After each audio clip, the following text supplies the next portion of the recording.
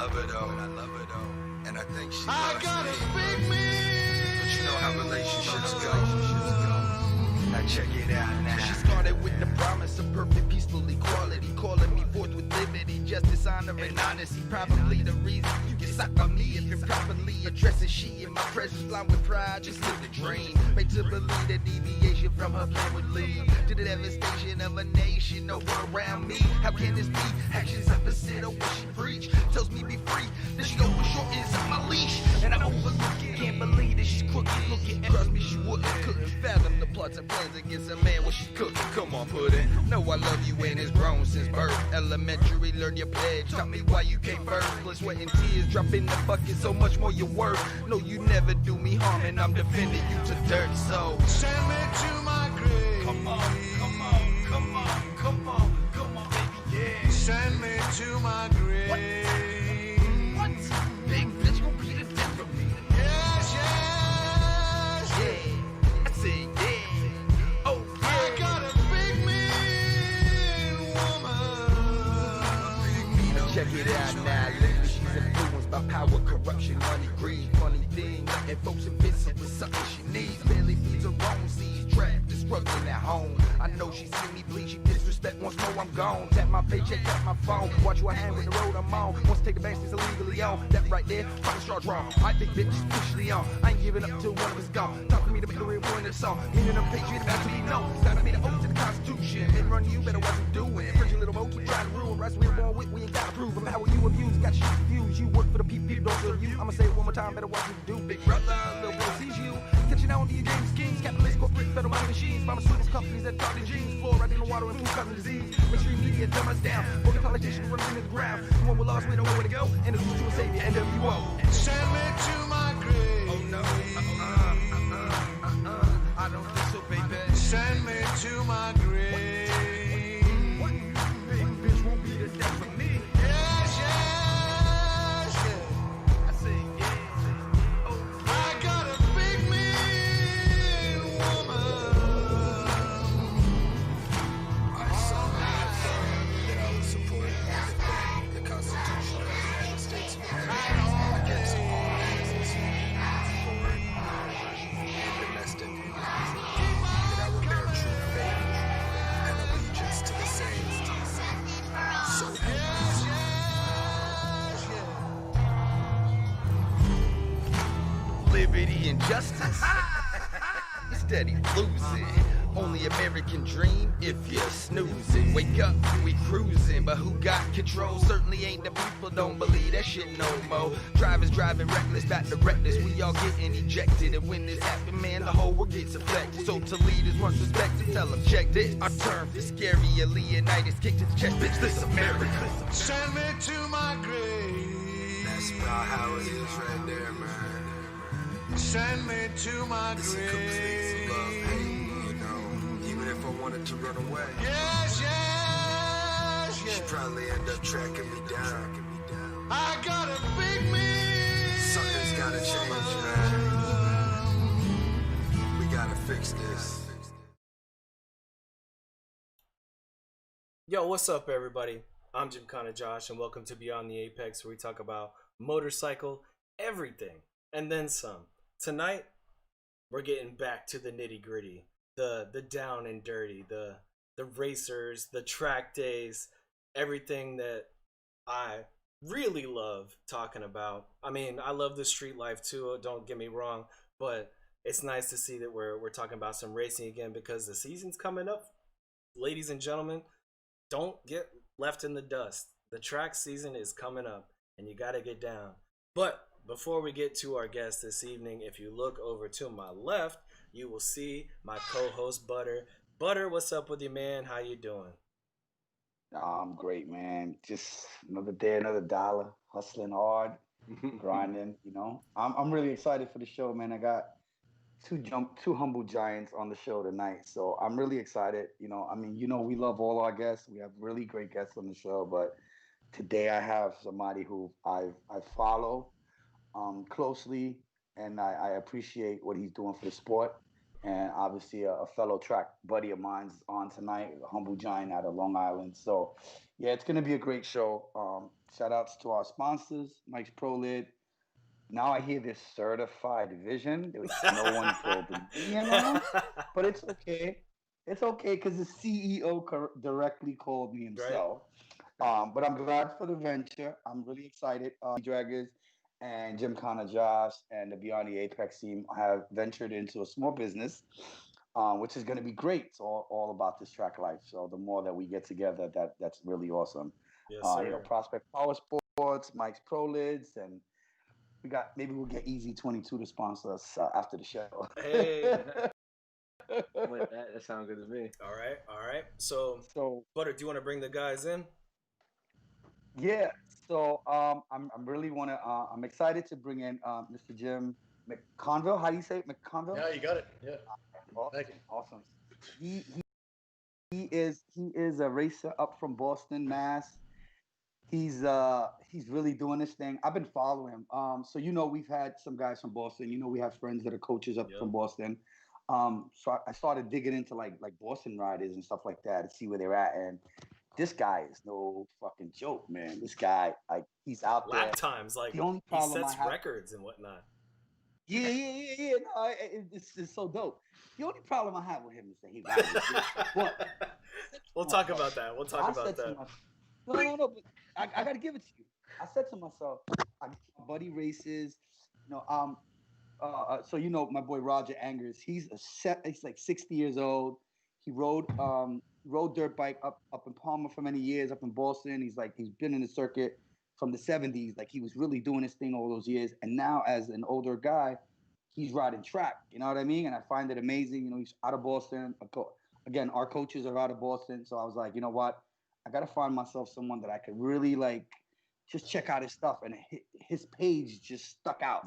And I just started following him. And I was like, wow, this guy's really amazing. Watching his stories. And he seems so humble. And I just kept following him. And I was like, you know what? I got to have a Suzuki guy that I can follow and show up to. Because all my biker friends are like, yo, I down. Nah, you just want somebody else you could talk shit to. Man. So it's crazy because one of my homegirls, Tombstone Princess, she's from Brooklyn. She lives in Florida now. She just bought 2 Jixas yesterday. She bought like an anniversary edition. It's like a very limited edition. She bought a second Jixer because she's crazy like that. She could do that shit. So I was just like, you know what? This is a sign. This Jixer stuff is all a sign. So I was just like, but Jim, I want to thank you for being on the show. I know you were 2014 ASL Superstar National Champion. Met multiple times. You were kicking ass all weekend over in Homestead last week. I really, really, really appreciate you coming on the show on the first try. Some of you guys are divas and prima donnas on the track, so it's hard to get some of you guys on the show, aka Ricky O'Hara. But tell us a little bit about yourself, man. Tell the community what you do, what you ride. So, not to shit on the GSXRs, but I've got a GSXR street bike too. Oh. He's super brainwashed. Suzuki. So Suzuki. I bought that bike way back in the day, and within the first year, I wanted to try a track day because I had some friends that raced, or one of my good friends that got me into racing was a former racer who's now a tire vendor for race weekends and ran a track day organization. You say way back in the day. Like, how long ago was that? No, this is good info. When did you start? When did you start getting the bug, for track racing?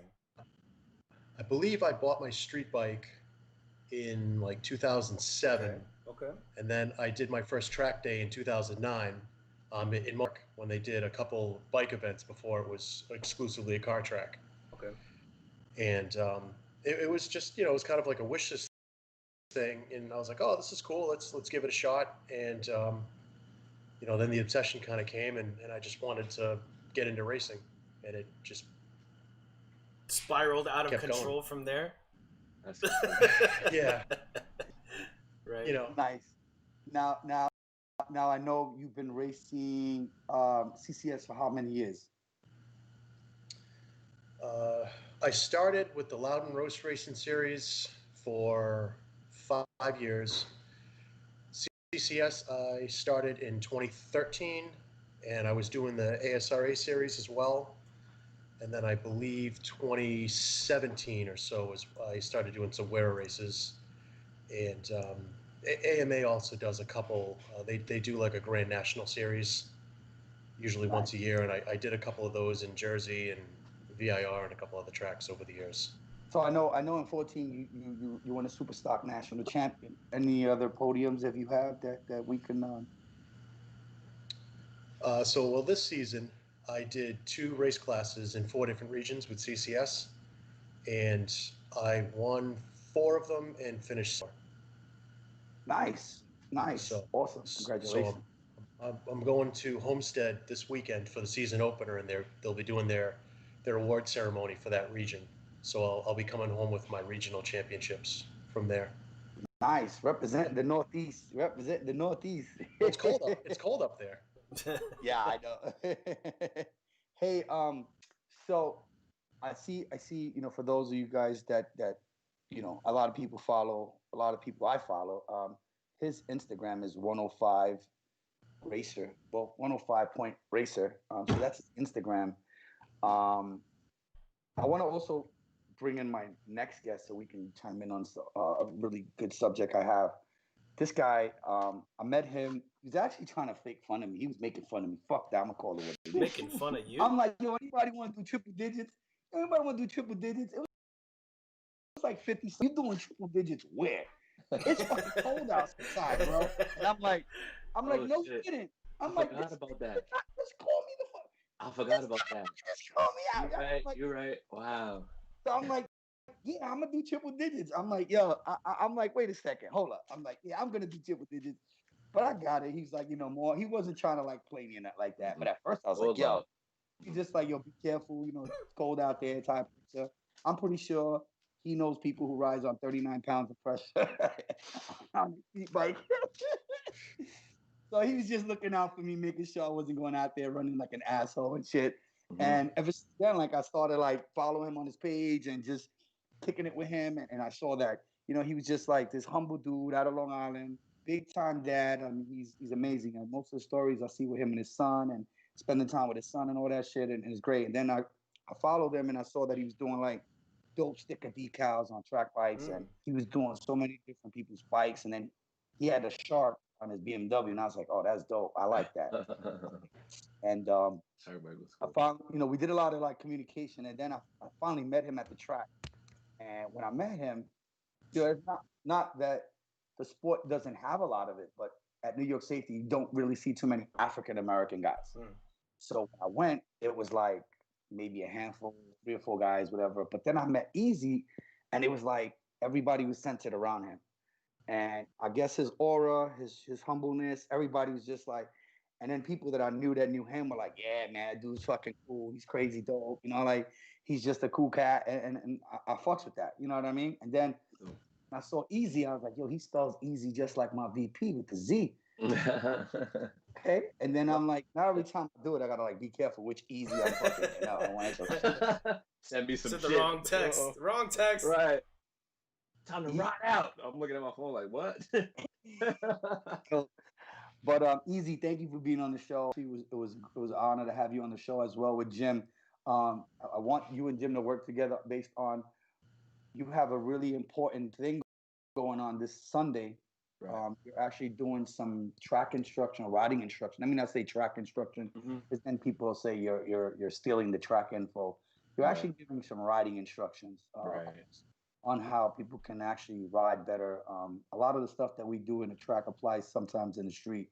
And by the way, I don't know if you guys are following the chat right now, but Kristen Dindal, she posted up in the chat going to Easy Seminar on Sunday. So you got some fans in the chat right now. Awesome. Yes. We definitely. So I've actually been at the track and I see Easy giving people pointers and stuff like that, and he's just giving his 2 fucking cents like always. But some people, and the thing is like that, Jim, and I know you probably see it too, but in this sport, people giving their 2 cents really matters. You know what I mean? It helps you become a better rider. I get guys up there that tap me on the shoulder after a lap and say, "Hey, come off the bike a little bit. Your arm looks too stiff," or you check your tire pressure. But you need people to stick their 2 cents in your business so that you can improve.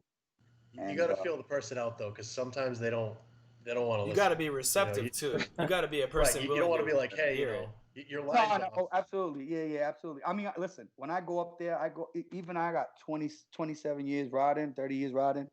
I don't go up there thinking I know shit. When I go up there, I'm amongst teachers and I'm just a young Luke Skywalker trying to be a Jedi. You know what I mean? Like that's how I approach it. That's just me. So when guys like him come up to me and say, "Yo, do this, do that," or I'm talking to guys who've been doing it for a while and they're an expert. I'm still like an intermediate somewhere. So I definitely never take anybody's opinion as certain. But so Jim, to jump on Easy thing, I know that. So Easy, first of all, sorry. What is it that you're doing this Sunday so we can let the fans know what's up? All right, guys. So this Sunday, I'll be at Supreme Collision Concepts. Shout out to Anthony and Marcus there, Kiko, the guys of the team at Supreme. And basically, what we're doing is, this time last year, I come from a many years of street riding and learning from a lot of guys, and I come to a point where it's just really dangerous. It's crazy dangerous, and it takes one mistake, and sometimes it's not even your mistake. It could be a situation where somebody's, maybe had a family emergency, somebody's mom is hurt, they, driving to a crash scene, or God forbid anything, and they get that text, exit 13, just so happen you're coming up passing. You're just trying to get somewhere. They look at the phone, they yank that wheel. Your life is done now, your family's making arrangements for a funeral. And I don't wish that upon anybody, So end of the day, I'm at a point where it's like I kind of had a little epiphany and a little like out of body experience where I kind of actually envisioned myself getting hurt once before, actually in a dream, and it woke me up, and I just was really not with that. So I contacted some guys, and shout out to Certified Knee Draggers. Carlos actually gave us the opportunity last year in March of 2020 when COVID just fresh hit the block. And he was like, "Yo, we're gonna drive from New York and we out to Florida, and that's it. And we just gonna go ride and fuck this shit up for 4 days and come home and mob out." And somebody's a hater. Somebody called down to Florida, told them that we had 4 dudes from New York coming down there, and they said we had COVID, all this bullshit. And literally, the March Madness event, the March Madness event, we were headed down there, driving. I was in Virginia, bro. I'm gassing up. I get a phone. Reckless, actually. Shout out to Reckless, Team Reckless Racing. You get a phone call, "Yo, Easy, bro. Somebody called down, I guess like the constable. Oh, shut it down. These guys are from New York. They got COVID. That's when New York was spreading like wildfire. Some people looked at New York people and were just like, So end of the day, man, it was trash, and that wasn't it. So I was on some shit. Yeah, I was on some shit where people were calling me. Shout out to Ross and a couple of my buddies upstate, Rob Mack. "Yo, Easy, there's a guy, New York Safety Track. They're hosting an availability to, book certain personal track days. Yo, bro, you're our only hope. Get it started." And I just went out on a whim. This is when COVID is fresh. This is when I haven't been on the track myself in 5 years. And so my story, butter. So end of the day, bro, I just kind of went out on a whim. I called safety, and I spoke to Greg. Well, we talked to Greg. We don't call Greg. Shout out to fucking Greg. Exactly. Greg, I called the safety numbers. At the time, I didn't know Greg was Greg. Because you know Greg was Greg. Right. And there you go. So we get to talking, and from the second I met Greg, and he said I look like J. Cole. He's like, "You J. Cole looking motherfucker." As soon as I hopped out the car, I was like, "You handsome sunshine looking motherfucker." Like, we just, from the second I met him. I don't see it. I don't see it. I said this when I met Jim. Have you ever met Greg from New York Safety? No, I've actually never been to New York Safety Track. Oh, you have to come out. Greg? You have to be Jim. Even if I gotta pay your track day, you are coming to the Certified Knee Draggers track day. Hands down. You're gonna see bikini bike riders. You're gonna get some Dominican food. I mean, that's why we all get into it anyways. It's for the women and the money. So let me tell you, when you meet, I swear to God, he is like a little diesel Paulie Shaw out of the beach of California. Yo, his hair is unforgivable. That shit. So if the word flow is a definition, his hair is flow. Like, it's just wow. But anyway, so I met Greg. So I met Greg. I met Redneck Charlie, who was an awesome, awesome guy. Scott, Kyle, all the staff guys up at safety. And honestly, one thing I can say about safety, and I'm not a hater on Jersey, I'm not a hater on any other track, which I actually haven't been to any other track, so I don't want to act like I have. Other than Jersey and safety, the family, the environment, just the aura, the energy. It's at a peak of a mountain. First of all, people think, and this is, let me just share this. If you did book a track day with 22 Motorworks for 2021, a lot of people, oh, some rain. You got to understand, safety is literally at the top of a mountain. It's at a vortex. 4,000 feet above sea level. The area rains below us, so we're actually above the rain, believe it or not, in a weird ass way. And if it does rain, it's a 5-minute shower, and we're back to it. So don't worry about that in that regard. But anyway, safety has just been such a dope energy, such a dope vibe. Music. I know I bring a big ass speaker where your chest is beating while you're waiting to go on your session, and it should be a party. Why track day serious? Seriously, why track day serious? You're gonna get me too hyped before I get on the track. Nah, bro, listen, Reckless Racing, shout out to them again. They Team Reckless Racing and Team Fast Life. You got Reaper, you got Jay, you got Sauce Man, you got a couple dudes. You got Dan with Team Reckless Racing. You got Hector, Team Reckless Racing. Obviously Reckless. These guys got a fucking mock race, dog. And when I got goosebumps on my own talking about this fucking mock race, and I'm like, yeah, I'm into that shit, whatever. And then when the day came, they're like, so what you doing? And me being a Leo, my ego at times, I'm like, yo, fuck that, I'm doing that shit. Yo, the warm-up lap, dog. The warm-up lap. Nice dude in a fresh-ass Aprilia. We dive into turn 3, going, I don't know, maybe he just gave clean angle. I couldn't imagine at the time. Warm-up lap, dog. Bang, low side. You were that guy? Shit. No, I wasn't that guy. No, Jim. No. Whew. You don't crash on the warm-up lap. No, there's 2 bikes in front of me. Jimmy, that's like dropping your bike, loading it in the trailer when you're going home. That's like, anyway, yeah. So anyway, long story short, he busts his ass in front of us, 2 bikes ahead of me, and I'm just like, wow, this is the type of day this is gonna be. So at the mock race, I'm sitting there, and we're all pitted out, and we're getting our segments right and placements rather. And I'm probably like the second row from the back. And I'm with Reckless, I'm with Casanova on a Beamer. And then I'm probably got probably like 20 guys in front of me. So I'm talking to my buddy Brendan next to me. And I'm like, yo, Brendan, I'm going to chill, though, because there's going to be about 30 motherfuckers trying to get into turn 1 together. And we're all just mock races. We're not gymming these guys. I'm going to chill. Yo, so here we go. You know what I'm saying? We get the flag. We're sitting there. Flag drops. My launch, which I've never launched a 1,000cc bike before this mock race, was spot on, bro. That shit like took off. I didn't lift up, yo. I fucking shot to the front, got 3rd place by the first turn, and was just like, yo, fuck everybody. I turned around, Reckless is behind me, and it's just, yo, that's why I wanted to speak with Jim, and we're gonna get into that about track day riding versus racing mentality, because you guys got to understand what you do with bikes and I can talk about this shit so passionately because I love it. This is not work to me. This is not a podcast. This is really just me expressing my love for something, right? And when you get out there and you ride and you are racing or mock racing, which I don't give a fuck who you are. If you're in a mock race, bro, and there's fucking 80 people watching, you're not trying to lose, dog.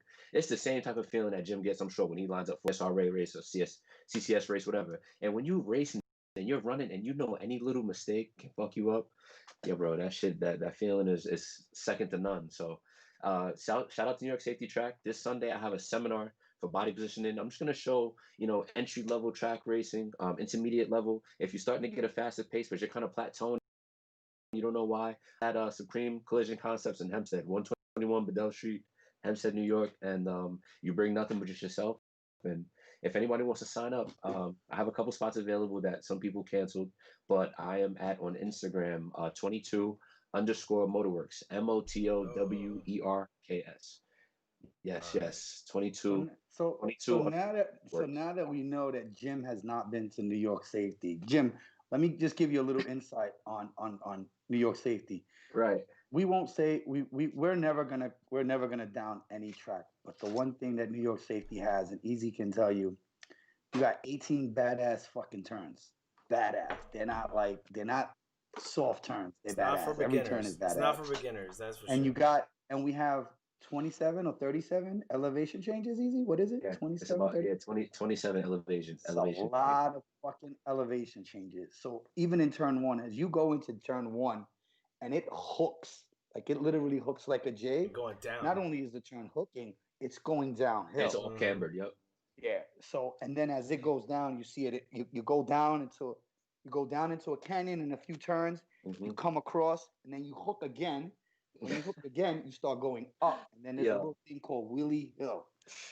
Yeah. Well, not when Ricky's on there, because I've seen his pictures where he jumps it. Yeah, no, Ricky's a madman. You know, and the funny thing is that Ricky is not a regular there, and he fucking rides that thing like he's himself. an animal though. First of all, Ricky's he doesn't count.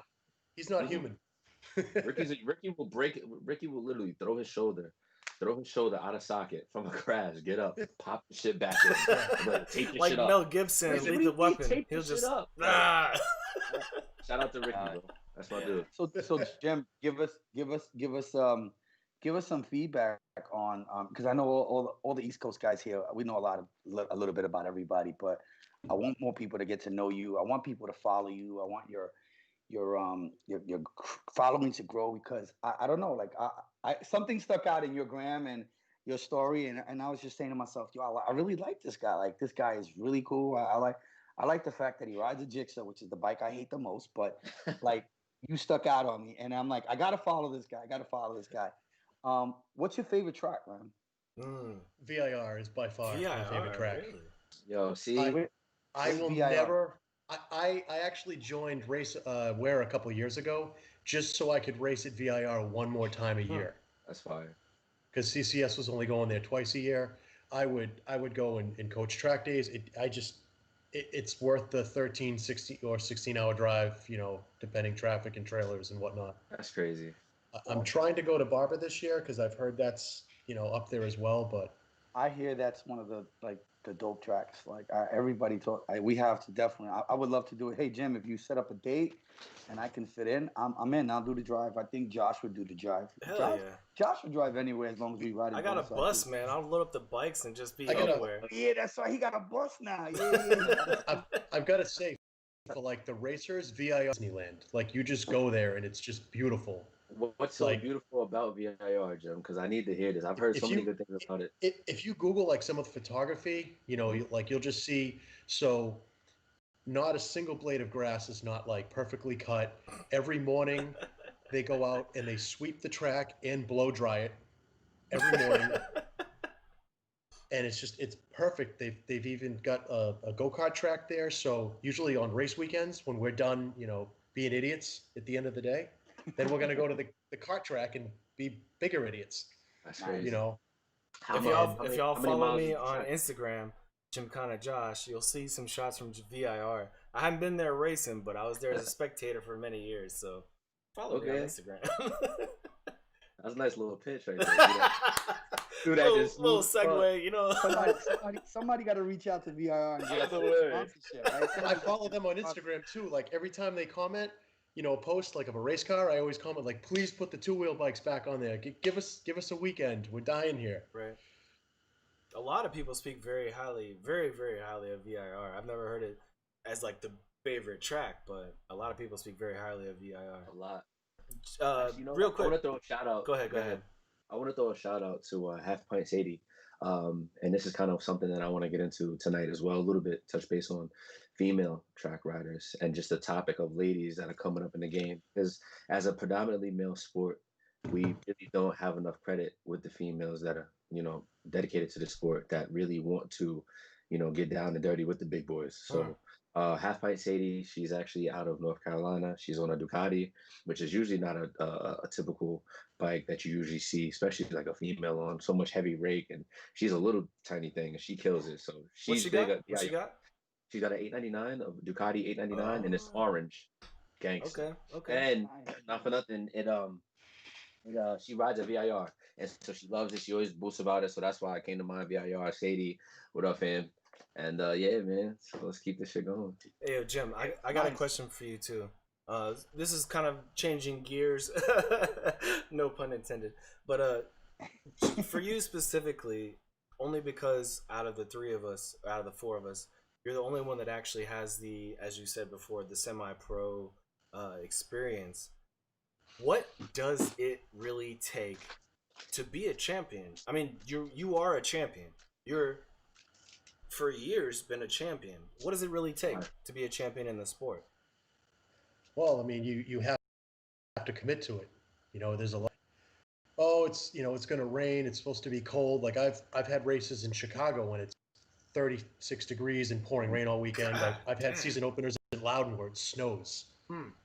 And there's a lot of fair weather people out there that, oh, I'm not going to make it, or I crashed and I broke my bike. Like, if you want to commit to it, you're out there, you're working the overnight to swap the engine or replace your swing arm and do whatever it takes to just keep going. Is it? I mean, is there a money factor involved too? I explain to people that don't ride, racing, at least at the club level, is basically an expensive golf hobby, but just more expensive. like ASRA will pay out some money. You'll get contingency money from some other classes, but unless you're one of the top guys in the country, it's just an expensive hobby.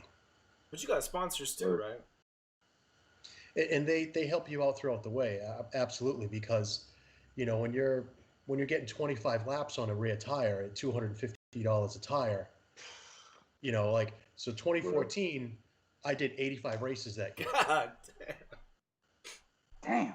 I did, I think, 18 race weekends and 85 races, and it was like every weekend I was going, and your bike and your body and tires, everything, it adds up. Give us a list of your sponsors so these people could understand what it is when you put in the work, the reward that comes with these people that actually believe in you. I got a follow-up question to that too, actually. So the big one is anyone that's seen my Instagram page or even at the paddock, I'm like a walking billboard for Motul. These guys have helped me out for forever, and they're awesome. And I get contacted by so many people. Either they're trying to get their foot in the door and get a sponsorship, or they're asking about the products. Just because I flew out there for the corporate and was given product information and what to use. Everyone's just like, oh, I want the 300V because that's what everyone uses. Product placement right there. It's but getting the most expensive oil might not be what they need either. And I've been very happy. I've been riding these for forever. I've only been on their range since I've been riding track. I see you, Easy. I see you over there. Are you on the Pilot 5s? What are you riding on? What kind of mission are you riding? So last year I started with the new Cup 2s, the DOTs. Ooh. And this year I'm going to switch to the Power Slicks. I'm debating on doing the Cup 2 front and the slick rear. I'm not really sure. I was actually talking to the distributor yesterday about that. But I mean, I've been on their reins for 10, 12 years or whatever, and I've had such good success in the rain. I mean, I'll be honest with you. I had bought a Triumph last year, a 675 Daytona, and it came with Michelin Power Pilots 5. And my buddy's like, oh, those are rain tires, don't use them for the track. And I'm like, all right. So I bought an extra set of tires, and I was about to swap them out. And then it started raining.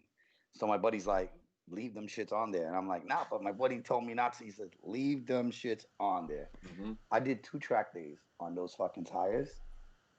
Amazing. Let me jump in real quick, brother. That I'm sorry to cut you off. Just Jim, on your Cup 2s, what hot pressures were you running? Because I actually ran those for the first time this year, like back at the track, and that was the tire that I got my knee down on for the first time, and that was the first tire that I've been able to feel traction in my hands, and I explain that to people a lot. So Michelin's weird, where they're the only tire vendor that I've noticed that they give you cold tire pressure settings as opposed to off the warmer or off the track temps. The Cup 2s, I would run a 36 front and a 26 rear hot. Okay.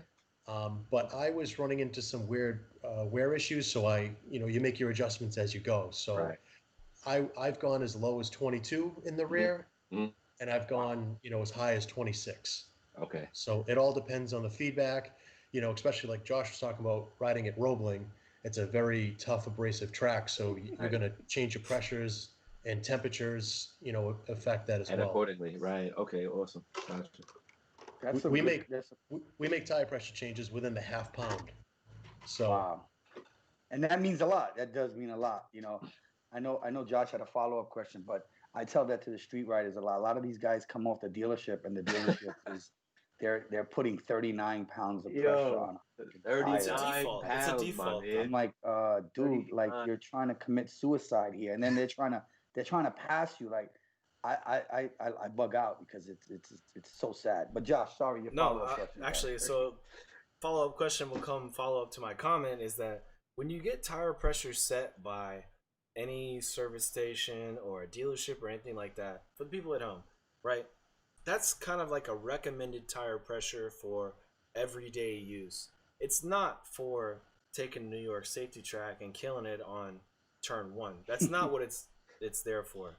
You know, when you go to a track, you need to adjust your tire pressures, no matter what tire you got. It doesn't matter whether it's a Goodyear, a Michelin, a Pirelli, or whatever. You got to adjust your tire pressures, and tire pressures change depending on the manufacturer. There's recommendations. So that pressure is not for everything. It's so you can take your bike out of the dealership and go ride to, you know, the corner store deli or down the Belt Parkway or whatever you need to do. You know, it's not The Death Parkway. yeah. So my follow-up question though was also relating to kind of like sponsorships and the racer life. I'm curious, you know, going from somebody that's, you know, attending, you know, Easy's track days to somebody that wants to bump into doing it competitively, like how do you even reach out to sponsors, or how do sponsors come to you? How does that relationship even begin to develop? Jim. Well, one of the things, and a lot of people talk about sponsors, and basically they just expect, oh, I'm going to get free stuff if I just slap a sticker on my bike or whatever. But the sponsors really want to know is, how are you going to bring me in business? Return on investment. You know, right. So like when I originally started, I was, you know, a track day, you know, I was sponsored by a track day company. And that was the thing, is I would go to riders meet, you know, I'd go to ride events and all that. And I would hand out flyers to track days because I was bringing in business. It wasn't just, you know, me tagging them on social media and slapping a sticker on my bike. So when you want to approach to sponsors, you need to present to yourself why I deserve to get, you know, free products or discount products or whatever. You need to have a game plan and basically tell you, this is how I'm going to increase your business. So it's all about money. It's all, I mean, not necessarily about money, but about numbers, you know. But you're getting money from them, right? Yeah. So how are you going to give them money? Yeah, so it's numbers. It's funny you say that. So we had sponsored a famous stunner here in New York City. His name is Hollywood Stunts, and everybody was like, "Well, why would you sponsor him?" And you know, I was getting people asking me stupid questions and stuff like that. The man did a Super Bowl. He did not a Super Bowl. Excuse me. He did an NFL opening day halftime show and fucking blasted us on. Like, there's 100 million people watching fucking football on opening day. Right. And he's plastering my fucking business all over the place. Like, you can't buy that shit. Nah. You can't buy that shit. He posted the video of him doing the show on halftime, and like it's fucking amazing. I mean, prior to him talking to me, walking in the door, he sold 5 bikes. So he walked in selling $60,000 worth of bike. Easily, you know what I mean? So I get it, and people don't understand that when it comes to, you know, sponsorships. But I have a really good question, Jim. Well, actually, let me go towards Easy first. Easy, you mentioned something when you were riding the tire. He mentioned you felt it in your hands. Please explain that, because I've never felt that feeling. I know I'm not on your level yet. Oh man! But I want to get there. So when I get there, I don't want to make sure that I'm not doing something wrong when I feel it in my hand. Absolutely. And you're not feeling grass. So anyway, the ideology behind feeling grip in your hands, which was something that there's a gentleman named Ricky down in Florida. Ricky Tex, he's a tire distributor, and he's actually somebody that I linked up with through Power. Shout out to Power down in Florida. He's a New Yorker that went down to Florida and has made a crazy name with himself and done his thing. Power, Ricky, me, tires. So we get to talking, and he's like, "Yo, Ed." I'm telling him, "Yo, Rick, I'm getting back into the track. I'm a little and I'm man to admit, I'm a little nervous to go straight to a slick. I bought some takeoffs. I don't know if I want to do that yet." And he's like, "Listen, dog, like try, you know, these Cup 2s. You know, I'll throw you some pressures. Give me a shout. I don't know anybody that's ran them on a track yet, but I know they're amazing. Let me know." Gave me an awesome deal on them, crazy deal. and I ran them. And this was actually my first time on a tire that was off of warmers, brand new, diving into turn one for the first time ever on a brand new tire as a street rider. As a street rider, you get your, and I'm a huge, Jim, don't kill me. I'm a huge Bridgestone guy for the street. If it's not an RS10, if it's not an S22, Jim's riding a Grom. you know, He don't care. I love the Bridgestone. He's riding Yeah, a I love Grom. Bridgestone. I started racing on Continental, so Okay, all right. So in that respect, right? Bridgestone was the shit and is the shit on the street, and in my opinion at least. And so we just, yeah, it's good. And so we just basically, I was like, you know, let me run these Michelin. So ran them and came off the warmers, jumped on the track, you know, probably upshifted to like third. So when you get onto the track in safety, it's probably about, what would you say? But it's maybe a good maybe 800 yards, maybe, you know, 700 yards of strip when you first merge on to the first turn, maybe Yeah, about 800 yeah. yards. From So- where you take off, yeah, it's about 800 yards. So you bang out to like third gear, you know what I'm saying? Get down to third, you bang down to second, and then you know, you just go in. You find your line and you go in. And I never forget the first time I came off warmers. You're approaching turn one at maybe 60 miles an hour at the time. This is a brand new front tire. There's no scrubbing off of the wax or none of that bullshit. But you also are off of warmers. Just give it a go. And I just went into it. I found my point of entry. And I went into it, and from the time that I got into the turn and I got my knee down and I felt so planted, I can feel like the rubber of the tire, if it makes sense, scrubbing the pavement, not sliding, but grabbing, kind of like the porousness of the ground, grabbing that, like the rubber kind of like embedding itself in that porous energy. This dude was one with the tire. He is the tire. Slide into the floor. Yes, and it was so the tire's so gummy and warm and able to flex, and that's why tire pressures are so important, because obviously the lower tire pressure you go, like Jim mentioned, he can start at a 26 and then he can make adjustments down to a 22 because he needed more flex in that tire to flatten out for more throttle application. So once you understood what the tire is doing and how it's working and that feeling of grip, my confidence shot through the roof. And that's when I think I was able to pay attention to different things as a learner at the track and shave time from just a tire that worked well with me. Some guys don't like feedback like that. Some guys like a little slide because they might come from a dirt background. Some guys, the list is endless. What guys like? It's funny you mentioned that, right? Because the first time I started tracking, I was just going on this like whatever factory tires. Like I wasn't doing what you guys are doing in the beginning. Me too, straight up. But then, as I got a little better, you know, shout out to Team Fast Life. You know, one of their members and their friend who passed away, and he got me into the track. But I was always they were always available to talk to me. You know, Reaper and Joey and all these guys. And Shout out to Jonathan. Reaper too. Yeah, definitely. So they've always been my go-to track guys. But now that I have more track friends, not that I'll ever forget them, because obviously they're the ones who put me onto this shit. Q4s. So I started riding Q4s as I got better in track. Absolutely. What do you guys feel about the Q4s? Like last year was my first time, and I did pretty good. Jim, you wanna dive in first? So the reason I stopped the Dunlop Q4s, you mean? Yeah. The reason I stopped with Dunlops is they're a hard tire, so you have to be super fast to keep the heat in there. And if you're in a track where it's colder, you're really struggling to keep that heat in. And you know, when you're racing or you're running on the warmers, you're wrapping like other blankets on top of these things just to trap that heat in the rim. And it's why I wanted to try a different tire. I mean, I've raced on probably 4 different manufacturers at this point. You run warmers on Q4s? No, but it just Dunlops in general are just a hard carcass. The tire. carcass is harder. Yeah. Some people say that. So it's hard to soften them up and get that grip. So now we're on the subject. So when you say all right, so let's say for me as an intermediate rider, if you had to recommend a Michelin tire for me to ride on, what would you recommend? Are they going to stay on your street bike, or are they just going to be track use? Strictly track. I do the Cup 2s. Straight up. Do the Cup 2s. They're straight up. Yeah, they're affordable. I tell you, for street, that Pilot 5 is amazing. I would not buy. I mean the S22s. Obviously, when I started with Cowie, those Bridgestones. I mean, even from the S20, S21s, 22s. Yeah, S20s were legendary. I remember going down to Washington Motor Works to do my suspension, and the guy was like, "How long you been riding?" I'm like, "Why?" He's like, "This bike is completely out of out of suspension. So are you leaning the bike? I'm like, yeah, I'm forcefully leaning it. He's like, you're lucky you got good tires. Because my bike was bottoming out and I was fucking racing this thing and then on the garden state and shit like that. And this is I good had full information for me suspension. You know what? because I'm really not a Michelin guy. I've never done the Michelin tires at all. I've always been Pirelli or Dunlop. Wait till you do a rain track day and try those rains. Oh yeah, hell yeah. Ooh, What? man, it is. Let me tell you something. I was in New Jersey Motorsport and I love lightning. Lightning is my track. Fuck Thunderbolt. It's people that are. I like lightning. My man said fuck Thunderbolt. I like lightning. I'd be so mad, yo.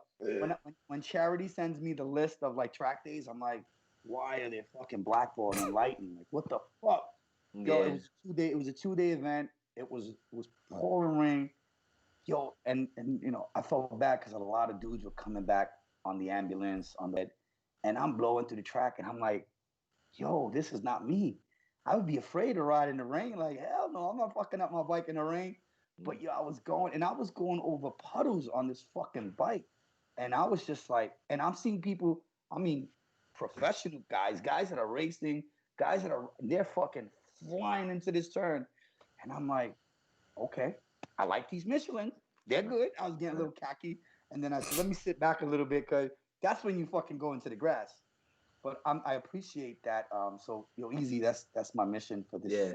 When you were there at that track, did they have trackside Michelins available to you? Is that like what was available? No, I had them on my bike. Oh, you already had them when you went. But let's say you destroyed a tire while you were there. What was there at the track?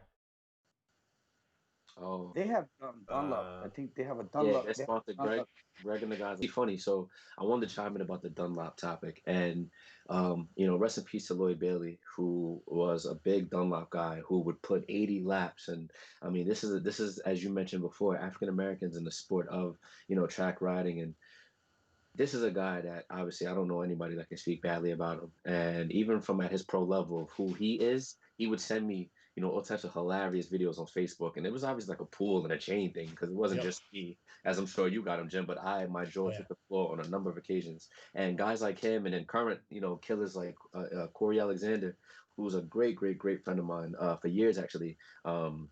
Is a big Dunlop guy, and there's actually a picture of Corey who stands, I believe, if I'm not mistaken, 6'5" in stature, and he is literally elbow and knee down. But it's not a situation where he's dramatic off the bike.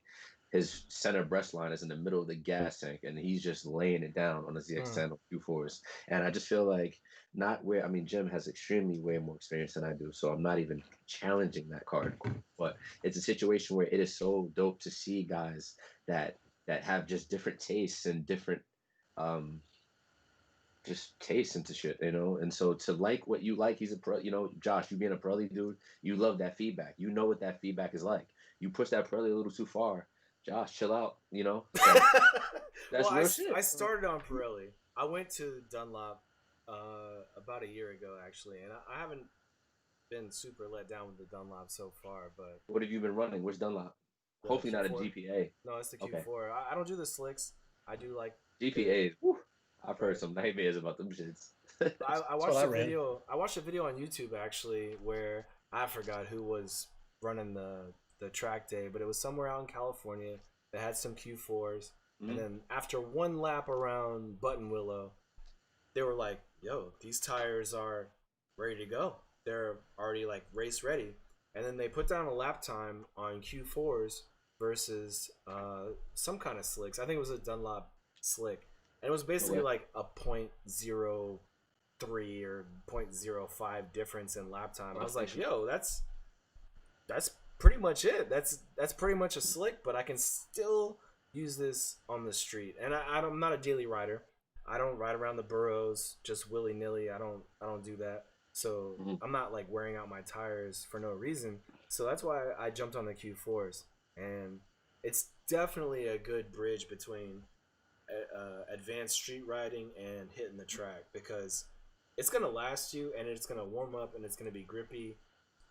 Okay, so I can't say for versus Michelin's, but I'd say versus my Pirellis, it's a great step up because it gave me that confidence after 2 laps, 3 laps, 4 laps, 5 laps, like I was on slicks. And I didn't really have to worry about it. I always tell everybody to just try them all because Yeah. everyone's got different preferences. You know, Yep. you might like the feel and the import of the softer tires like the Pirellis and Michelins, or you may not, and you might want the Dunlops or Continental. Mm. So It's just like you just got to try it. Listen, it's just like motorcycles. Go ahead, Easy. I'm sorry. I wanted to. No, it's good. Jim and Josh Butters, I want you guys to kind of just toss out there for the people that I think kind of be cool. And I'm always thinking about what people kind of want to know going into a track day. What or how do you guys prep for a track day? Like how That's a does good Butters question. prep for a track day? How does Josh? Because there's so many people that's like, yo, Easy, I signed up for your bundle, and you know I'm doing your 4 track days. How do I prep? Do I make sandwiches and put a cooler? Make Like, sure what the your fuck? fucking bike works. Yeah, make some sandwiches so I got one. Make sure your fucking I'm bike dying. works. Okay. You got But dudes that are their seriously, bikes get up there. do you go up the night before? You guys go the morning of? Like, how do you guys operate Go personally? ahead, buddy. Yeah, I usually take the day of off, the day before off. Right. In the morning, I take my bike. Shout outs to Prospect Power Sports, Morocco. If I don't go to him, I go to my personal mechanic, Okay. Mikey Moto, best in the business. I put him up against any mechanic. I'm sorry to say, I'll put my Indian up against that shit. That's how much I That's dope. That's what's up. listen. 30 years I watched this kid at the age of 13 build a motor in my living room at 4 o'clock in the fucking morning. So I trust him with everything. So That's if I dope. bring my bike to him, I'm like, yo, dude, prep this bike like if you're going, because he's a tracky guy himself. He's a big time rider. He's ridden every fucking thing that actually has wheels on it. And he's badass on it. So I'm like, dude, prep this bike like if you're gonna ride it, real raw, and let's go. And you know, he'll do everything, chain, tires. He'll tell me, yo, don't use these tires, swap out tires, do this, my brakes, everything. I'm going in new pads, new chain, or if my chain isn't bad, like Right. everything is going in tip top shape. I don't want nothing to break up there. I don't want to have to Right. like fidget with shit. So I make sure the bike is fully prepped, like ready to go, rock and roll. And I'm there the night before, making sure I get a good spot. I'm gonna call myself a bitch on national fucking TV, but that's all right. I go get an Airbnb and I sleep very comfortable. Oh, nah. Hold But on. Time out. y'all be copping out in the. I got a completely Listen, different hold on. experience. Hold on. Time out of the game. I'm 31, dog. I was 30 over the summer. Your back don't heal the same when you gotta crunch up in the car. I bought a fucking air mattress from Amazon, and I'm not gonna lie, because I fronted, I pump faked on everybody of my followers. I'm like, yo, I got this fucking air mattress in my backseat. Shit is fire. Get you one. I had your man. Yo, I fucking woke up at like 2 in the morning. Because all the air fucking flew out. Yo, bro, my back. Listen, I'm 44 years old. When I wake up in the morning, I try to find what's not hurting. So I want a comfortable bed. Shout out to Middlebrook Bread and Breakfast. A nice cozy bed. Actually, there's a room with 2 beds in there. So if I don't like the other bed, I jump on the other bed and I get a wonderful home cooked breakfast, man. And then I'm ready to ride. That's how I prep. Let me give a completely different point of view, and Completely different? yeah, You're a and also fucking Marine. He's I'm a also gonna get He's up a on a little hardcore. soapbox a little bit, because what I developed when I decided I was gonna start going to the track, I wanted my trailer, my bikes, and my tow vehicle so I could stay at the track. I'm not going to a hotel. I don't want to have to transport back and forth in the morning. God. I want to be right there from gate opening, tech inspection to you gotta fucking leave this place. I'm gonna be there, right? So what I did was I bought a like a soccer mom minivan, a Honda Odyssey, and an enclosed trailer with already the rail system for my bikes, and I outfitted my van with a solar panel, a solar charger, a battery, a TV, That's gangster. a couch that converts into a bed. So you pimped your ride. Yeah. And so when I That's go to the track, well, up until just recently, this is what I used, was like I hooked my trailer up to that van and then towed my trailer out to the track. Mm-hmm. Now, however, if you guys check out my personal content, Gymkhana Josh, on this channel on YouTube, you'll see that I'm building a short bus, a mini school bus. Oh, that's fire. That I'm converting into a camper and bike hauler. It has a wheelchair lift, so I can just lift my bike up and pull it into the back of the bus. and I'm putting a bed in there, a desk so I can work on my videos and just entertain or do whatever the hell I want to do. I got the little shore power plug, so it's basically like an RV. That's how I would like to do my track experience, is like bring an RV out there so I can just live at the track for like 3 days. You know, I don't want to transport. I did the transport thing too. That's cool too, but I would rather just be at the track and just, there's so many things that go on after hours. You know, when the track closes down and the lights go out, there's so many great things that happen. The barbecues, the music, the drinking. Well, not so much drinking that you can't race the next day, but I mean, there's so many things that go on there. I don't want to leave. I don't want to like break these connections with people that I've met along the way. So that's how I design my track experience. But that leads me into my next question though, for you two. So I'll just turn it back around on you and your experiences, you hosting track days, and Jim, you having, you know, sponsors and like basically racing for a career sort of. How do you guys prep for a track day, and what do you guys take out there? Jim, give us, since you're the more experienced rider, let us know how you prep for a track day. So I will start with, I have a list on my phone. I use notes, and I've got all of my stuff in there to make sure that I packed everything properly, because I don't want to, you know, get 4 states away and go, oh man, I forgot, you know, my air mattress or something. Yeah, something. So I've always got my list. And as far as mechanical stuff goes, I'm almost always wrenching on my bike every couple days. I'm constantly maintaining the thing. I mean, last night I changed the chain and a sprocket because I wanted to go up one tooth, but now, you know, it was too close, you know, too far up in the axle, and I wanted the axle further back, so I got a whole new chain to go up one tooth. The night before, I flushed the radiator, you know, the coolant out with water and all that. But to get ready to ride, I absolutely refuse to wrench at the track unless I have to, unless there's a failure or a crash. That's good. Mm-hmm. I refuse to do like an oil change or something like that at the track, because that's just one thing that's going to be in my head when I'm out there, you know, doing 150 or whatever, and go, did I tighten that bolt? Like, I don't want to think about that. Dead ass. So, you know, I've got my tools and I'm ready to go, but my bike is spotless. I mean, I adjust my clutch every race weekend. I clean the brake, the pistons, and the brake calipers every other race weekend. You know, I'm doing all of that way before it's even in the trailer. Nice. What about you, Easy? Nice. That's awesome. I like to do I have a theory. If you look good, you perform good. You know what I'm saying? So if you look good, you're gonna ride good. And so I watch the bike. That's not always true.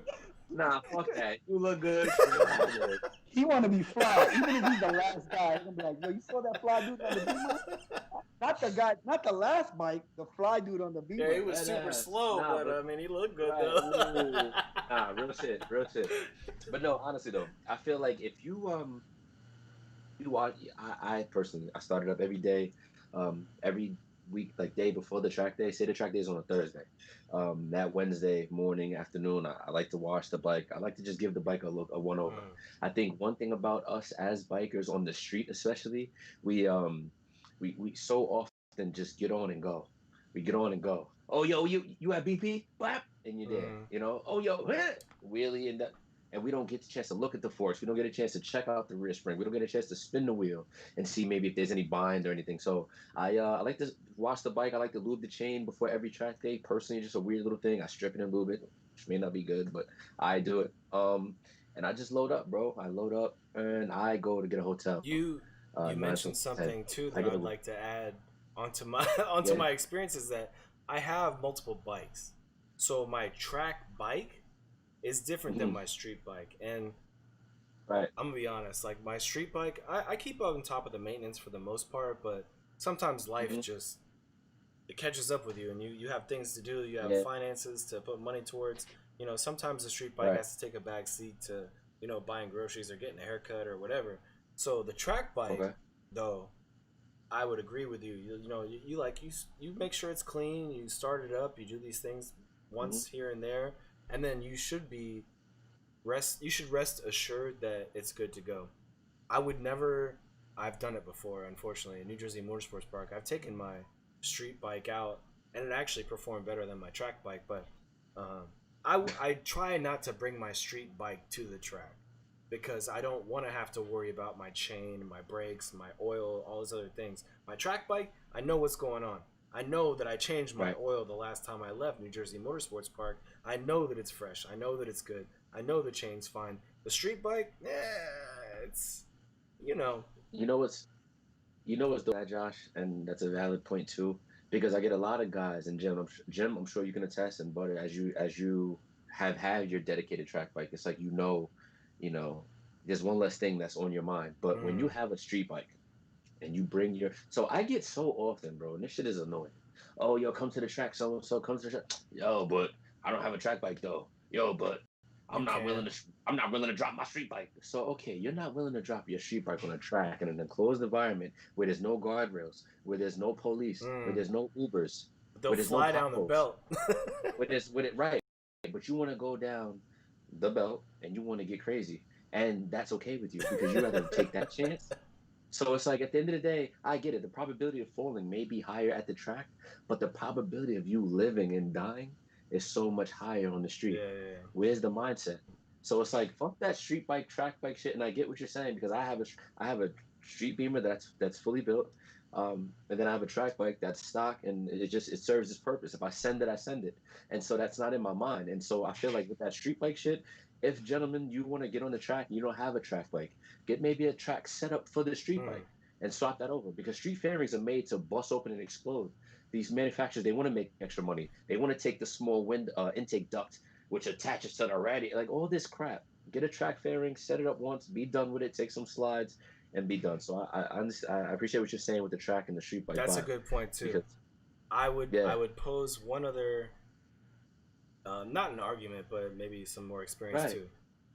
Back in the day, once upon a time, I was a car guy, and I me and my car people have grown up. We've gotten older, and we've realized that you don't drive your track car every day, because certain things that happen in a track car or in a track bike on a daily basis is you put wear and tear on parts that you would not normally put on a economy vehicle, right?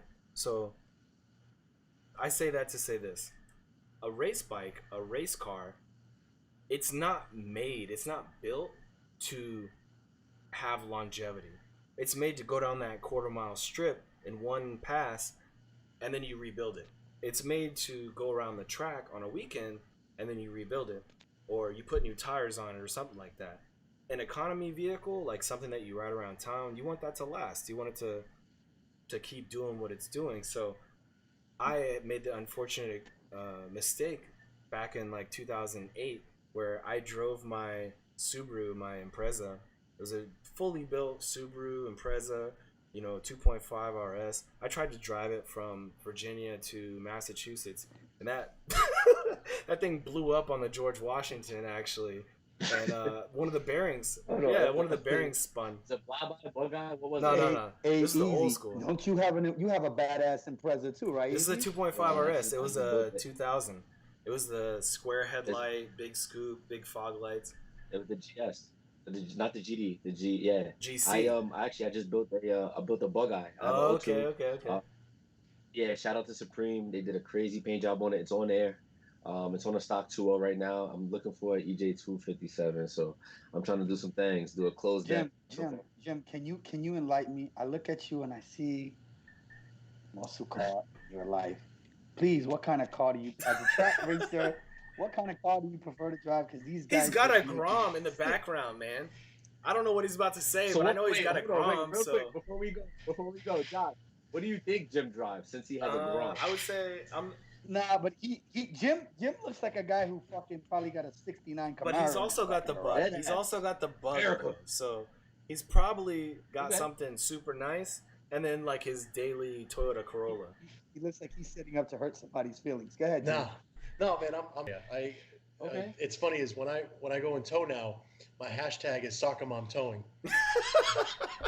So I've got an Acura MDX that I tow my enclosed trailer. That's cool. That's a nice. That's a nice vehicle. It's like a couch on wheels. It tows 5,000 pounds, and before that, I was racing across the country for 7 years, towing with an Acura TL with an open trailer.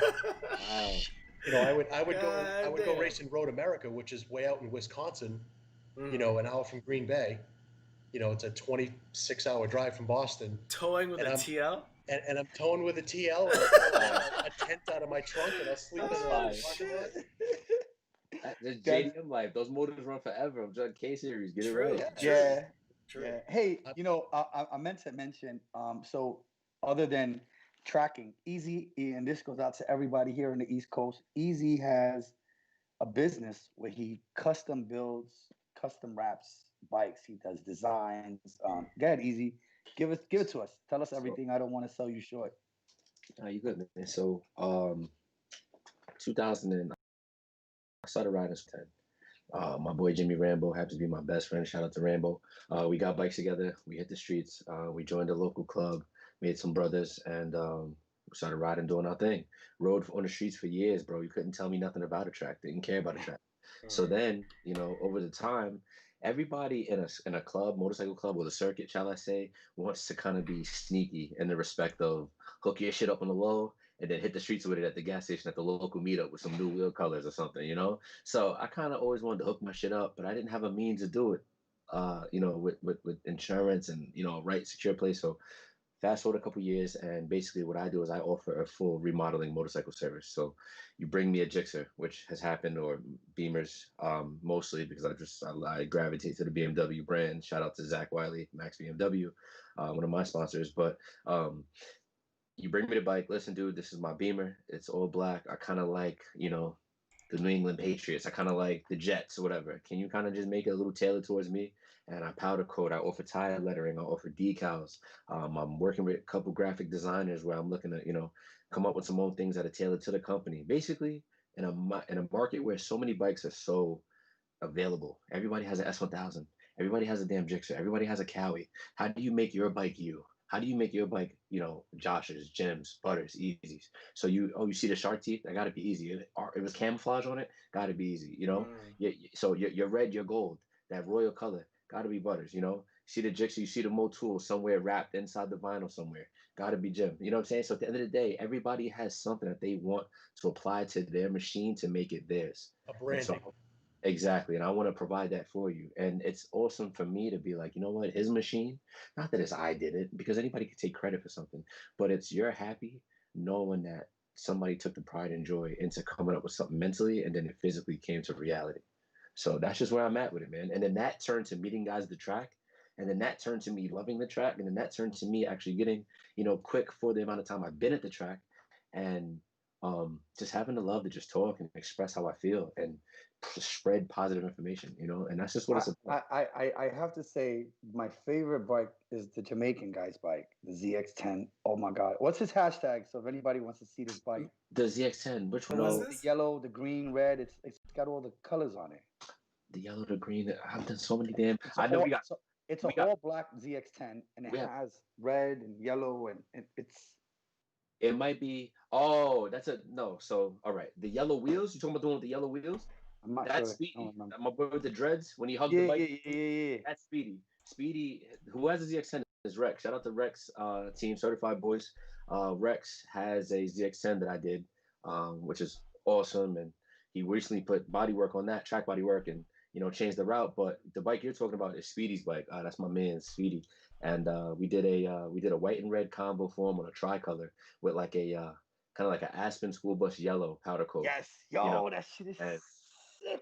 And oh my God, it's sick. the whole belly pan is like a 3M reflective. So you see it white and red during the day, and then when you're in the city, maybe passing Times Square, lights bouncing off that bike reflect in the color and the logos in which I put. So the bike is nasty. It's two looks in one, you know? So, That's an interesting idea.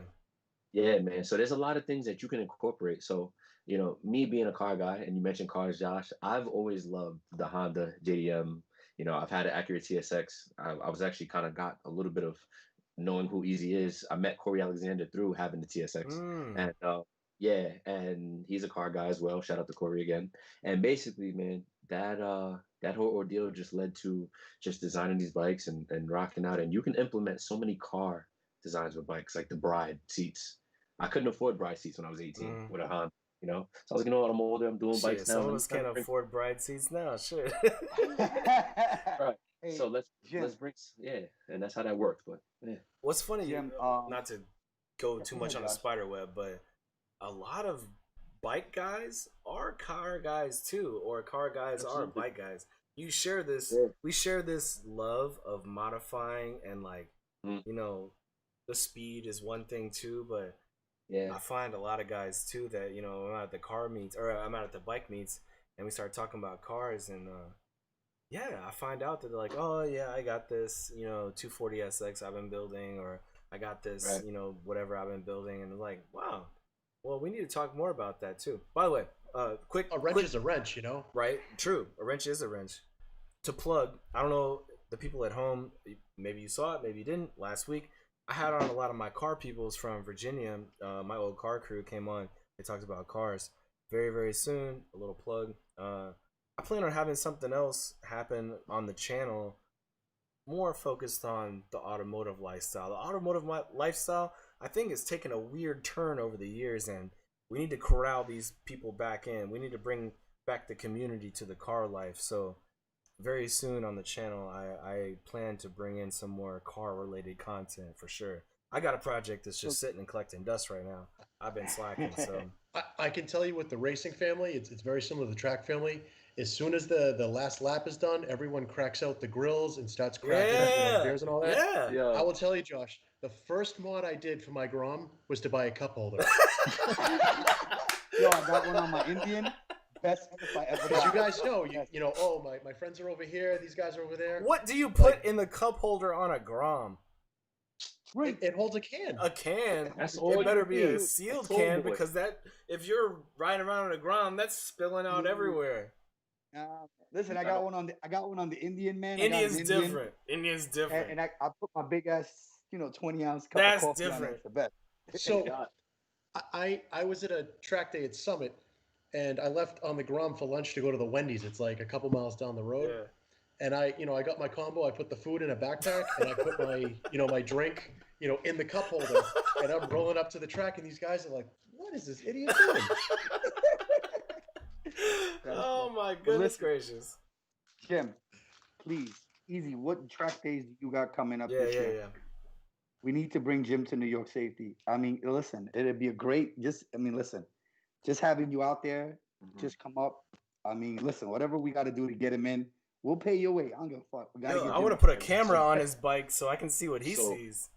So Yeah. Jim, so what I'm looking to do is, well, not looking, but what I have in motion, and there's a couple other guys and a couple other organizations that I'll mention tonight to piggyback off of what I'm doing. But I have 4 days coming up for the new year. I have May 20th at New York Safety Track, which you're fully invited to. We'll speak about that in detail private, but May 20th, Jim, I have June 9th, I have July 7th, and I have August 5th. Now, my birthday is August 3rd. So I'm looking to do something crazy for the 5th track day, but every track day, I'm going to do a specific shirt theme motocross jersey for that track day, and I'm going to do a theme each night. So I'm kind of working some things out, but as we mentioned, party life, I want to do a glow in the dark Halo theme track Let me day. know. I'm a printer. Let me know. Absolutely, for the July track day. And you cannot have a beer in your hand if you don't have a glow stick either around your neck, your arm, your ankle. And this is just going to be a lights out. Everybody's partying in their own tent, their own, and we're just having a good fucking time. So there's going to be a glow night. There's going to be some crazy shit going on, and my mind goes wild when I plan things. So if you want to attend a 22 Motorworks track day event, and on 22 Motorworks Instagram, in my bio, is the link to my website where you can purchase your admission to the track days. There's a bundle, 4 track days for $400 at Safety Track for those 4 days. That expires on the 15th of this. How many 22nd. glow sticks can I get in that Grom? How many can I get in that Grom? The more the merrier. The more the merrier. So absolutely. I just got a text message from Carlos, President Certified Knee Draggers. Yes. Is also inviting you to his track days. He has a couple of Sunday Mondays Yes. days, which I promised to go to this year. So Certified days of fire, bro. Certified days of fire. I also want to say, it's not like I've never had an interest in New York Safety Track. I used to get texts from the control riders there, hey, we're showing on riders, can you come and coach tomorrow? Like super last minute. I was like, I can't call my boss and say I'm not coming in tomorrow. So there was a couple opportunities that I had that I was going to ride. They just fell through. I'm gonna send you Carlos's flyer as well. If you want to come out and coach, I mean, I think he would love that. I mean, last time, the first event that I went to for certified knee draggers, I didn't know Carlos like that, and I was riding with Smoking Joe. Never met this guy in my life before. Hey, I know him. Smoking. Yeah, this motherfucker he's a cool guy. Ever. Yo, I was sleeping in my truck because I decided to like man up and do what everybody else was doing. And he's like, sleep in the like, truck. I got a big trailer, man. He's like, yo, come sleep in the trailer. I'm like, what? He's like, yeah. And I'm like, I just met this guy 10 minutes ago. He's making me coffee and invited me to sleep in his trailer. At first, I was like, is he gay? Nobody's trying to hit on you. Get out of here. Booty boy. There's some people that like chubby guys, bro. You'd be surprised. Right? Save me on. Oh shit. Yo. So we got certified knee draggers track days. Carlos has a crazy film crew that comes out, and he's it's funny because he actually, so one of his main points is having like the #1 trackside apparel company, and I can't even front. My brother really does have like everything, and he really has what you're looking for, and he has quality stuff. So shout out to Certified. We also have Team Reckless Racing and Fast Life. They have track days, Jim. They have 2 weekends as well, the Saturday Sunday combo ordeal situation going on. So between these 3 teams alone, which are all tight knit brothers, man, we don't compete with nobody. We're at the same goal, just getting people off the street and alive, man. And if we can kind of just get everybody to migrate and have fun, it's expensive. I understand, track is what it is, but for the cost of what you're paying, you're gonna live and you're gonna go home. That's a good point. I actually shared this story recently because I like to kind of bring back to the race family, the family, and get everybody, into the sport. I was a guest control rider for a team promotion. 2017. Okay. It was the first motorcycle event at Summit Point after they repaved it. So it was 2017. And I was just kind of walking through the paddock, and I linked up with this guy, and he's like, hey, I just moved here. I think it was from California somewhere. He was, somewhere way away in the country. He's like, I've never been East Coast. This is my first track day where he came from, but this was like his first time coming to this track. And I was like, you know what, I'll work with you. This is, great. I'll show you around. I'll show you the track. And I worked with him all day. And then about a year or 2 later, I was at VIR and I was in my pit, and he comes over to me and he's like, I don't know if you remember me or not, but you helped me, learn the track and learn the line and teach me at this track day. I was like, oh, that's awesome. He's like, yeah, now I'm racing. I just wanted to come over and say thanks for, kind of helping me out and getting me to where I am. And now he can, share that experience to the next guy who wants to start track days or get into racing too. And it's a great feeling, Absolutely. Truth. Yeah, no, absolutely. Yeah, I mean, listen, we wish you all the luck in the world this year. Can you give us some events that you're going to be racing at so we can have people follow you? And so Easy was sharing his schedule. That's what I was doing. I was looking at mine on my phone. That's a list right there. That's a list right there. That shit's kind of fat. I'm going back to Homestead next week, and then Valentine's weekend I'll be at Roebling, and then Daytona. Everyone goes to Daytona for the 200 and all that. About the month after, I'm going to go to Carolina Motorsports Park, and then Jersey, and then we have back-to-back events at Summit. I'm going to go to my old home track, Loudon, for the Loudon Classic, the Bike Week event, the big event out there. When is that, actually?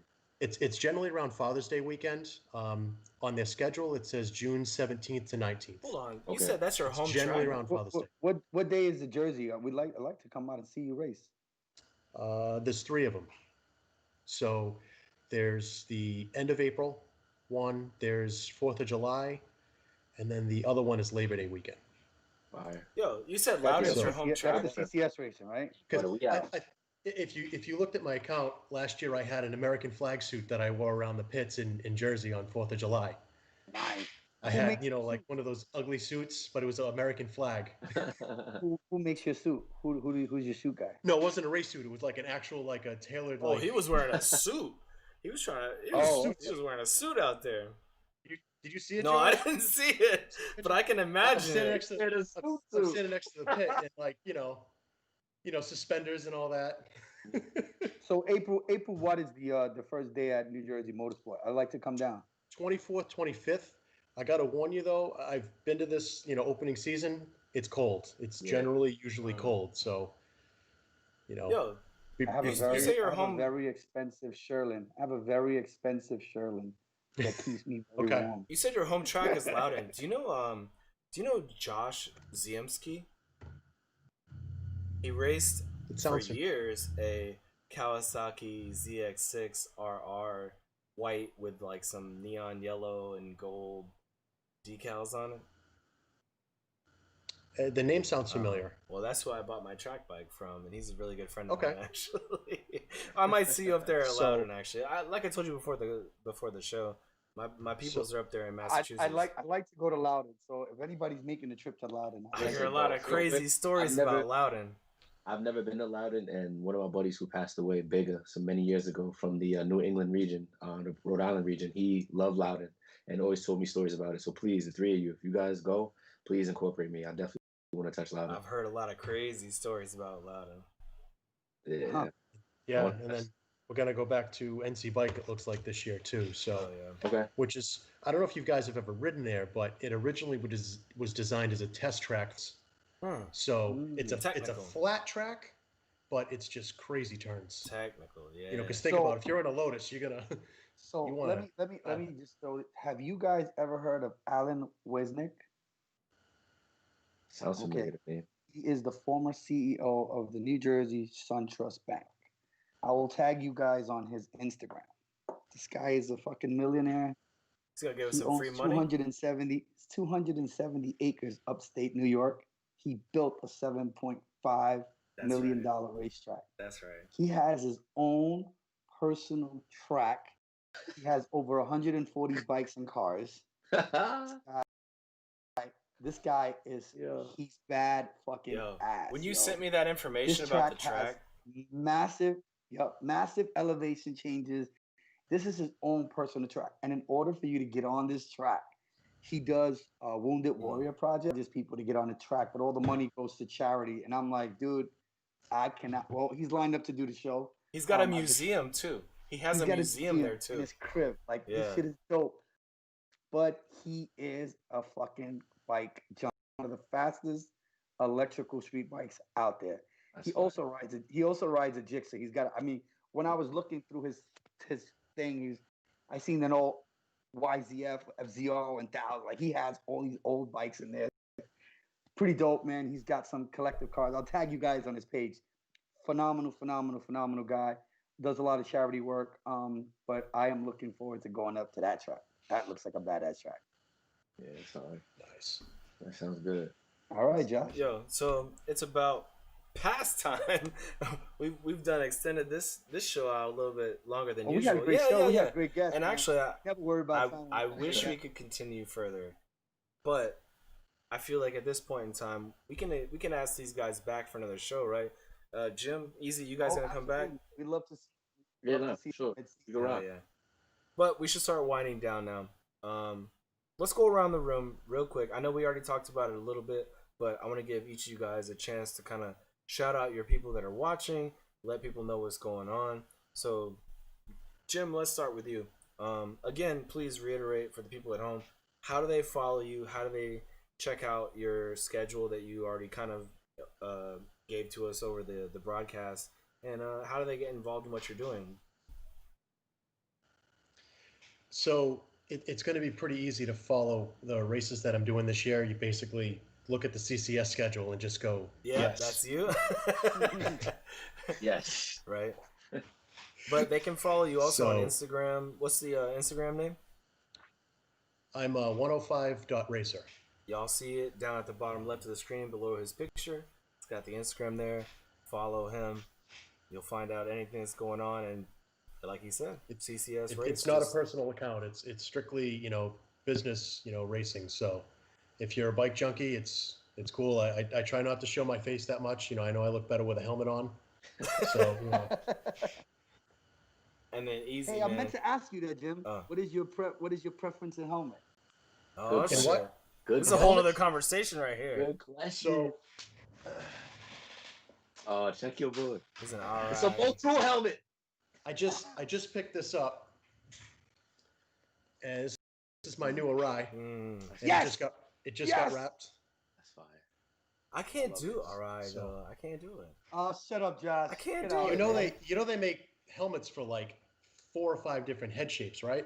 Yep. Like if you go to a good shop that sells and is trained on them, they'll take the tape measure, they'll measure your head, and they'll say, okay, you're oval or this shape, you need to get this model. Yep. And then what's cool about these is all the padding is all different sizes.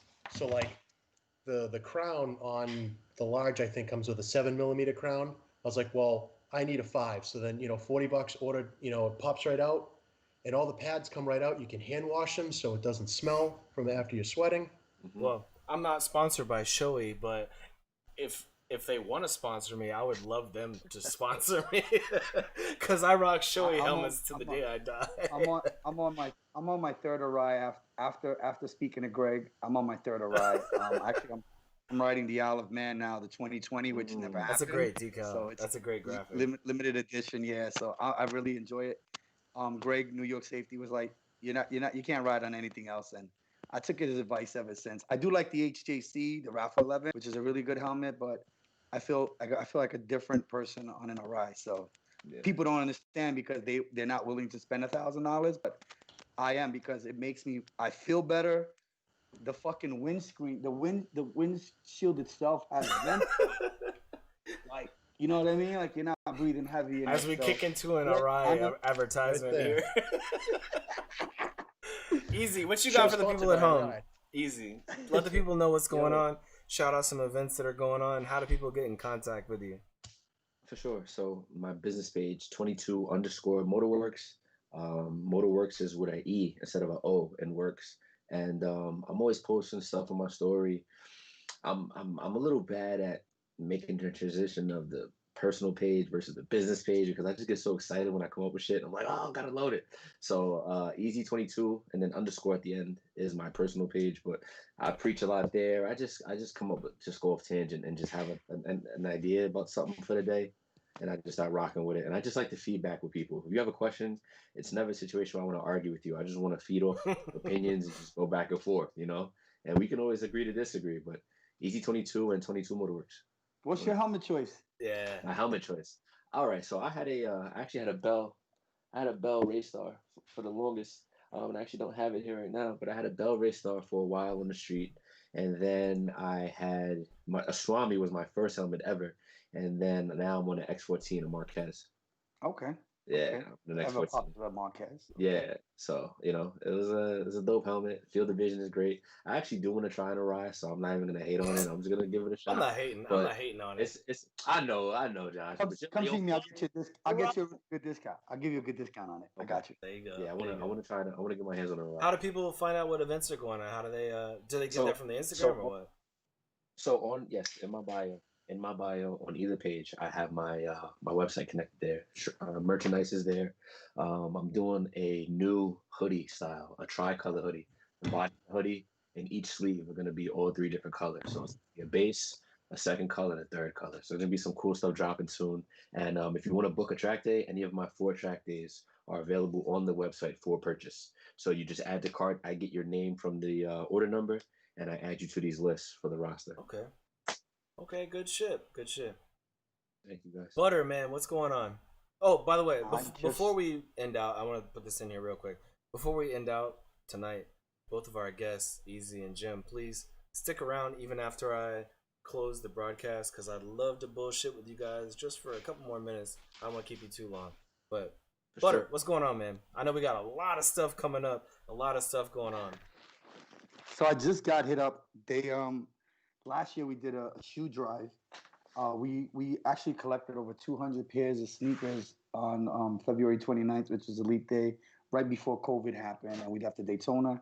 So I got reached out again, and I know Black City Riders is always on the move of doing something charitable, and they're like, the wintertime stops us riders from doing charity work, but we're gonna be doing something again this coming February, March. So look out for that. We're gonna be collecting shoes for a third world country. We have a doctor that saved my foot while I was riding, so I do this event in honor of him saving my foot while I was riding my bike. Well, he actually did surgery on you while you were riding your bike. That's pretty amazing. Nah, I actually I hit my foot while riding stupidly on the street, and I caused a really bad infection on my foot the same day I was riding, and I stopped the bike and I took my shoe off. When I took my shoe off, my toe looked like a football. Took your shoe off and everybody else got an infection. Yeah, it was bad. It was that bad. I hit my foot really bad. I had a really big ingrown toenail, and it really fucked up my foot really bad. And as I was sitting on the curb, this African American doctor named Dr. Campbell was coming out of his office on a Sunday. He was still working on a Sunday. I never forget. And he looked at me and he's like, "You all right?" And I'm like, "Yeah, I fucked up my foot." And he's like, "Come on in. I'm a foot doctor." I was like, "What? What are the Yeah, odds? that's convenient. That's convenient. I was like, "What the fuck? How lucky could I get?" You know what I mean? Yeah, so, I've been with him for like 20 years as a patient, and he has a charity called Footwear of the World, and he brings shoes to the world countries to people who are diabetic, who just can't afford shoes. You know what I mean? Kids. So we've actually, this will be our second year to doing this with him. I used to just bring sugar, but last year I started and I did an event. So many people came out. I mean, I had people from all different clubs, MCs, and just regular folks just come out and donate shoes. So we'll be doing that. Going to be working with the Black City Riders and some other private organizations that want to get involved. So look forward to that. I will be involved in the EZ22 track days, the certified knee dragger track days. Those people that want to come out for the first time know that I do the rookie guys. I bring everybody out. I make everybody comfortable. I'm kind of like the concierge for the guys, because guys like EC and Carlos are busy collecting money, and there's a million people asking them a million questions. So what I do is, that's how I started with Carlos. I come in and I handle all the rookie guys. A lot of guys. Last year we had 10 guys at the first track day that came with me, and you came with me last year with Justin, and I kind of give everybody a sense of what's going on, who to know, what to know, and be familiar so that they don't have to look for the actual guest or the host and be on top of them, because those guys are busy with other shit. So I'm the liaison concierge for the guys hosting the track days. I appreciate Carlos allowing me to do that, bringing my people up. It gives us a special deal. I know me and Easy will talk about that too. And just everybody who supports the show. So shout out to everybody who checked in. Kyle Winston, thank you for checking out the show. Kristen, definitely we're going to talk about what you was asking questions about. Just so many people on the show here.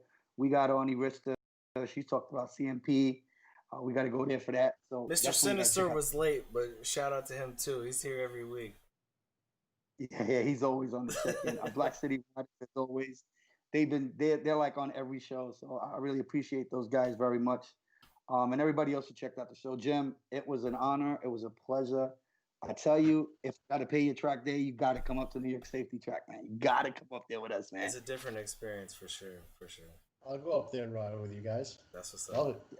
We just want you to check out the Dominican chicks who wash the bike. And he's like, I'm there. You don't have to do that in Boston, right? I'm down. So I gotta bring the Mama Honda? Yeah.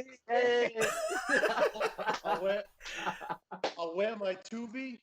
I'll bring the Mama Honda. That's lit. And I'll bring some of those blues. I'll bring the 2,000 pesos with me. It's lit. It's a party. It's a party. I'll just walk in and be like, get okay. Lord have mercy. Thank you for coming on the show, man. Absolutely, guys. Please. Thank you for having me. Big hug to your little man from me. You're an amazing dad. I love what you do. I love watching your story with your kid, man. And Thank you, brother. he's got a really great man next to him. He's destined for greatness right there, man.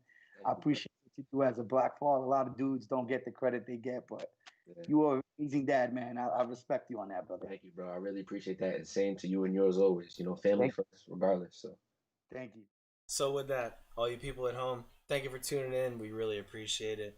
Come back every Tuesday. We go live 8 p.m. Eastern Standard Time, Beyond the Apex. Me, Butter, whatever guests we have on that week. We talk motorcycle everything and then some. And stay tuned because there are big things happening. 2021, we're making it big. We're doing amazing things. Things are changing on this channel. Things are changing on some other channels. There are going to be some new channels. There's just a lot of stuff going on. So please subscribe, like the video, and please keep coming back because we want to keep you entertained. We're going to keep you informed. And as I always say, leave this world better than you